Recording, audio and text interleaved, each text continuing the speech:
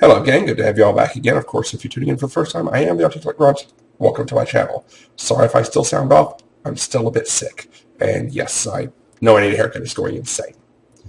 Now, last City Council luncheon, the big subject on the docket was stormwater. Stormwater runoff, treatment of sewage, that kind of things, and the federal regulatory, unfunded, state and federal mandates and regulations we're having to meet. Basically, it's going to require an annual investment on the part of the City of Springfield and Greene County of $11.3 million. Yeah, and that sounds like a pretty significant chunk.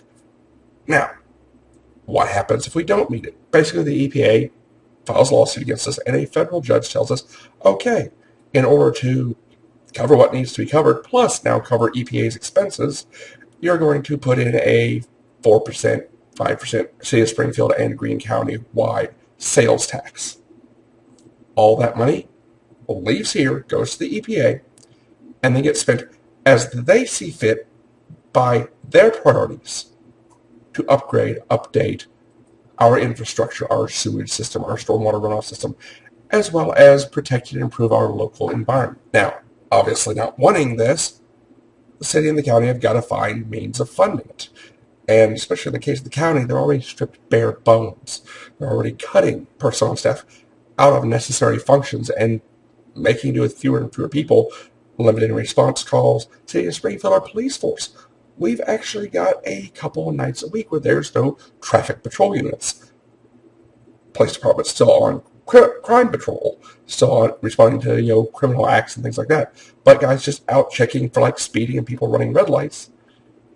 We don't have it. And no, I'm not going to tell you which nights. So, of course, the city clerk's office, the finance office, everything, came up with a list of funding options, little ideas and such, that, we could do to make up the money, get the money we need. Such things as like a, 1/4 cent county-wide sales tax, but it would only generate, $5.1 million. Property tax increase, yay. But their proposal only would generate $4 million.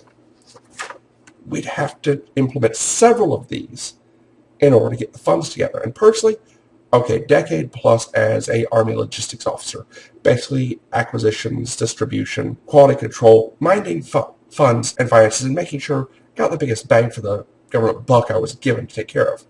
Along with that, there was a lot of training on rebuilding communities and things, such as in Iraq, or in the case of like Haiti, when they had their big earthquake, had to reopen the ports, reopen the airfields. I was not involved in that, but that's the type of thing I was trained in. Get the airports and harbors reopened, get food and supplies running, get the sewer systems, everything up and going, and people back to their normal lives. Personally, I hate Band-Aid patching things. Here's a little Band-Aid that'll hold for a couple of years, and we'll figure out something else down the line. I like to hit a project, get it done, and know that when I leave, because I'm going to have to leave, 10, 20, 30 years from now, it's still taken care of as long as nobody screws with it. So I started looking through it. And one of the propositions in there is a 0.35 increase to the sewer bill. Sewer and water bill. Basically, what we pay the city to maintain and see to the septic and stormwater overflow runoff system that literally takes care of our shit, takes care of our feces. Now, for someone like myself, a 3-person family, 3-bedroom, 2-bathroom house, laundry, dishes, all the regular stuff, how much should that come out to? My normal bill is about $59.21 a month. It'd be about 20 cents. So I started looking at it, and it's like, that's it. That's, I don't even have that on my desk. I've got a quarter sitting here, but, I'm otherwise, unemployed, disabled veteran. I'm on fixed income. I could do that. I could pull that. That's not that bad. Got me to thinking, how much of an increase would I have to be looking at to cover that bill and keep the EPA and the federal judges and all of their politics and BS out of Springfield, out of Greene County? Well, I ran through the math, and it would be right around a 2.7% increase to my sewer bill, which means that $59.21 a month would go up by about $1.60 a month. And that would actually generate $11.34 million per year.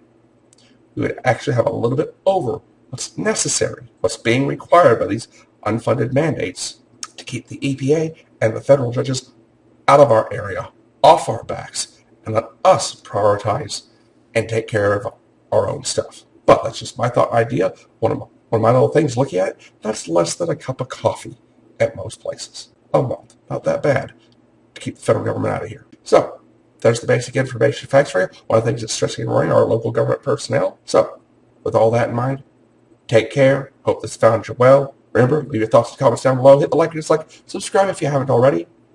And get out and get involved. It's a little cold out, but there's still a lot that can be done. You can get involved because the only person actually stopping you is you.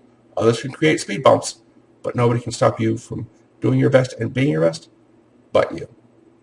I am the Articulate Grunt, and I'll catch you next time. Till then, out from here. Bye.